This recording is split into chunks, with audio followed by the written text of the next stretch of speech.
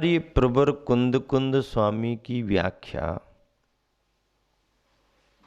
जिस रूप में चल रही है उसे सावधानी से और गहराई से समझने की जरूरत है। समझने में सावधानी न रखी गई तो भी हम गलत रास्ते पर चले जाएंगे, और समझने में हमारे विचारों में गहराई नहीं आई तो भी हम उस तत्व को पकड़ नहीं पाएंगे, उस तत्व का स्पर्श नहीं कर पाएंगे। इसलिए आचार्यों ने जितना भी कहा है, कहें सीख गुरु करुणाधार है। आचार्यों ने, गुरुओं ने करुणा भाव से लिखा है। उनकी वाणी में किसी की निंदा नहीं, आलोचना नहीं। ऐसे गुरुओं के मुख से आलोचना निंदा के वचन नहीं निकलते हैं। मुख चंद्र ते अमृत झरे कहा है। क्या कहा है? मुख चंद्र ते अमृत झरे, यही तो कहा ना। तो ये उन करुणामान मुनियों की विशेषता है। जो भी उन्होंने लिखा, जो भी उन्होंने बोला, जो भी उन्होंने उपदेश दिया, कहें सीख गुरु करुणाधार है। हित मित और प्रिय वचन उनकी भाषा समिति में आते हैं। मुनिराज भाषण थोड़ी देते हैं, मुनिराज भाषा समिति में उपदेश देते हैं। उपदेश में और भाषण में अंतर होता है। भाषण राजनेताओं के होते हैं, मुनियों का उपदेश होता है। उपदेश में भाषा समिति होती है। तो ऐसे करुणावान होकर के मुनि आचार्यों ने ग्रंथों में लिखा। उनके शब्द जब भी निकलते हैं हित मित और प्रिय होते हैं। इसलिए उनकी विशेषताओं में कहा गया कि मुख चंद्र ते अमृत झरे। उनके मुख रूपी चंद्रमा से वचन रूपी अमृत झरता है। अमृत। यहाँ पर आचार्य प्रवर कुंद स्वामी उसी करुणा भावना से ओत प्रोत होकर, करुणा भावना से लबालब भर करके समय सार लिख रहे हैं, उसकी व्याख्या कर रहे हैं। और उस व्याख्या में प्रतिक्रमण आदि 8 बिंदुओं के लिए उन्होंने विस्कुंभ भी कहा और उन्हें अमृत कुंभ भी कहा। उसी एक को विस्कुंभ, उसी एक को अमृत कुंभ कैसे कहोगे? तो जो अनेकांत धर्म को नहीं समझेगा वो इसको पकड़ नहीं पाएगा। जो एकांत में उलझ गया है, एकांत को पकड़ लिया है, तो वो तो यही कहेगा, अरे 2 बातें कैसी बातें करते हो आप, तो या तो उनके लिए अमृत कुंभ कहो या विस्कुंभ कहो। आप एक गाथा में विस्कुंभ करे, एक गाथा में अमृत कुंभ करे। भाई हमको बता दो, तय करो, ये जो आदमी खड़ा है ना, ये पिता है या पुत्र है? बस हमको उलझाओ मत। आप तो एक बताओ, ये बाप है कि बेटा है? ये पिता है कि पुत्र है? एक बात बताओ। नहीं भाई, ये पिता भी है और पुत्र भी। अरे तुम ये सब फालतू बातें मत करो, हैं? ये सब उलझाने वाली बात है। उसको पिता भी कह रहे हो, उसको पुत्र भी कह रहे हो। हम नहीं मानते इसको बात। ये तुम लोग अपनी बात जानो, तुम्हारा कैसा धर्म है तुम जानो। उसी को जब तुमने पिता कह दिया उसको, तो उसको बेटा कैसे करे? पिता अलग अवस्था है, बेटा अलग अवस्था है। आप तो ये बताओ कि इसको पिता कह रहे हो या पुत्र? भैया हम तो उसको पिता भी कह रहे, पुत्र भी कह रहे। ये कैसी बात है तुम्हारी? है तुम स्थिर नहीं हो ना, स्थिर विचार वाले नहीं हैं। नहीं, हम स्थिर विचार वाले हैं, सुनिश्चित विचार वाले हैं। स्थिर विचार वाले भी हैं और सुनिश्चित विचार वाले भी हैं। फिर पिता पुत्र दोनों क्यों कह रहे? असमंजस होता है इसमें। ये स्याद व्याद व्याद स्याद तुम क्या बताओगे? शायद लगाए हो तुम। भाई वो स्याद हमारा शायद नहीं है, ये शायद तुम्हारी हिंदी में होगा, ख्याल आया है, शायद मेरे ख्याल आया है, वो शायद वायद ये तुम्हारी हिंदी में होगा। हमारी संस्कृत में तो स्यात् पद लगा हुआ है, निपात है, सिद्ध है। स्यात् क्या है? स्यात् शायद नहीं है तो और क्या है? नहीं नहीं, तुम समझे नहीं, तुम्हारा कोर्स नहीं है वो, अभी तुम बहुत नीचे हो। इसको समझने के लिए आपको क्लासें आगे बढ़ाना पड़ेंगी। ये क्या है स्यात्? स्यात् कथनचित अर्थ को लेके होता है। क्या होता है? कथनचित अर्थ को लेकर के स्यात् होता है। तो ये पिता हैं कि पुत्र हैं?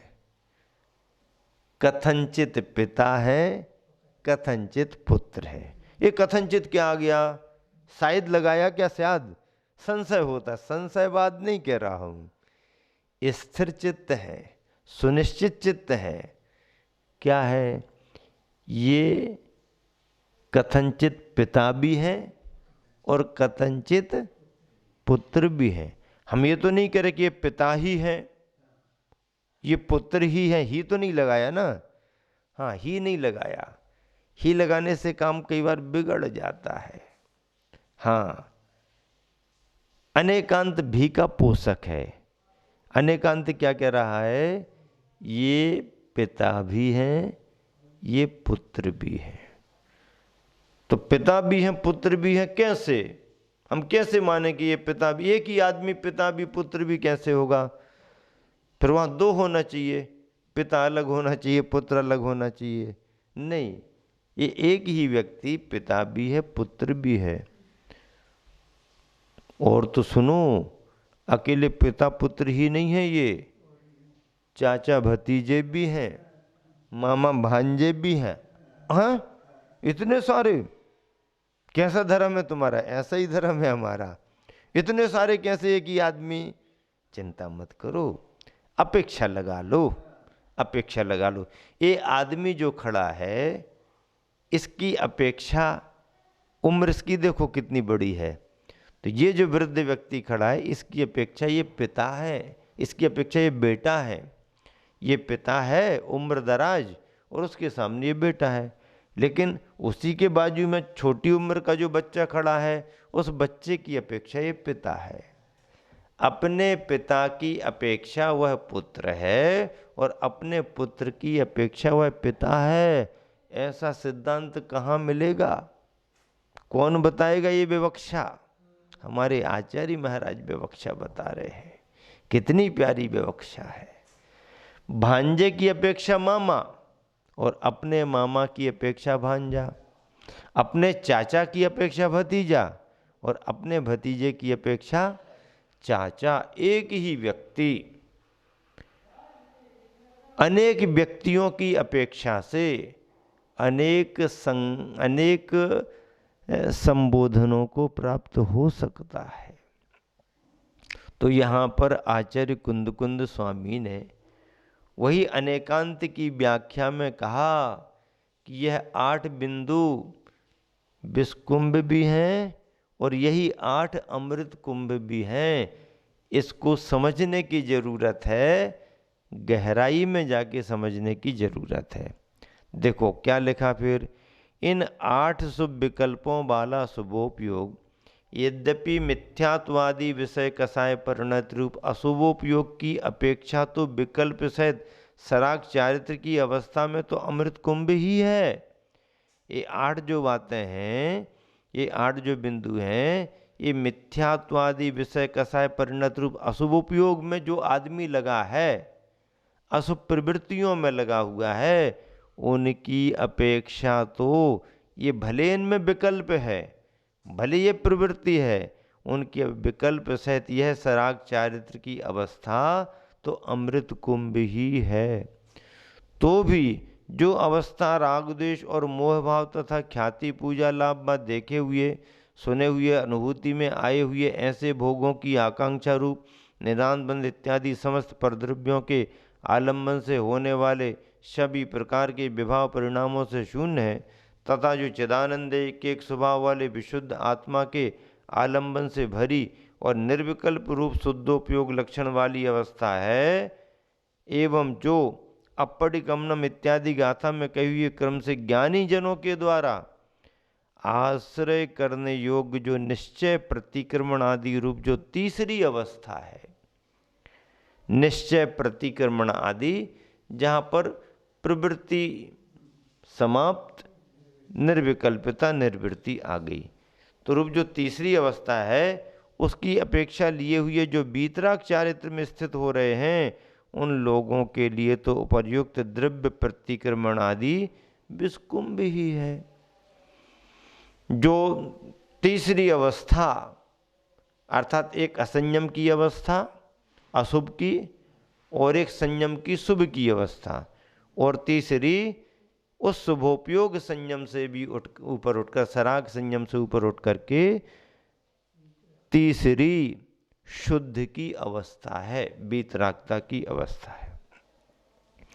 तो उसके लिए क्या कहा, उसके लिए निश्चय प्रतिक्रमण आदि रूप जो तीसरी अवस्था, उसकी अपेक्षा लिए हुए जो वीतराग चारित्र में स्थित हो रहे हैं, उन लोगों के लिए तो उपयुक्त द्रव्य प्रतिक्रमण विस्कुंभ भी है। इसका स्पष्टीकरण इस प्रकार है, समझो इसको। क्या समझो? अप्रतिक्रमण दो प्रकार का है, यानी प्रतिक्रमण नहीं करने रूप अवस्था दो प्रकार की बनती है।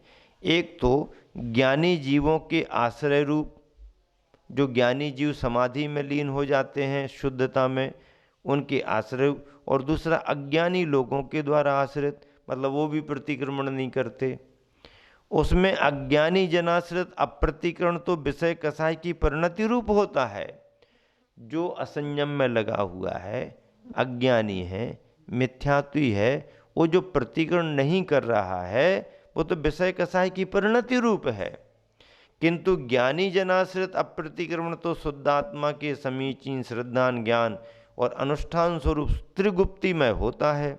वह त्रिगुप्तियों में लीन हो गया उसका।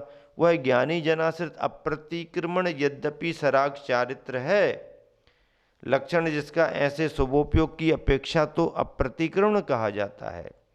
सराग चारित्र शुभोपयोग की अपेक्षा तो अप्रतिक्रमण कहा जाता है, किंतु वीतराग चारित्र की अपेक्षा उसी का नाम निश्चय प्रतिक्रमण है।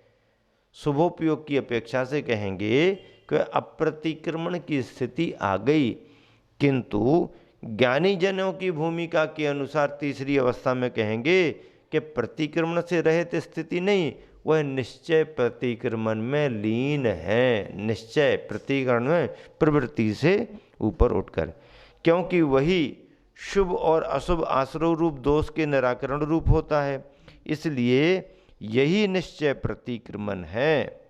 यह व्यवहार प्रतिक्रमण की अपेक्षा अप्रतिक्रमण शब्द के द्वारा कहा जाकर भी ज्ञानी जनों के लिए मोक्ष का कारण होता है।